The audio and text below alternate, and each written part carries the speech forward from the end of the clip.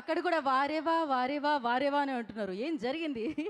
ఇంత అందంగా మారిపోయింది వాతావరణం అంటే భాగ్యశ్రీ గారు వేదిక మీదకి రావడం జరిగింది.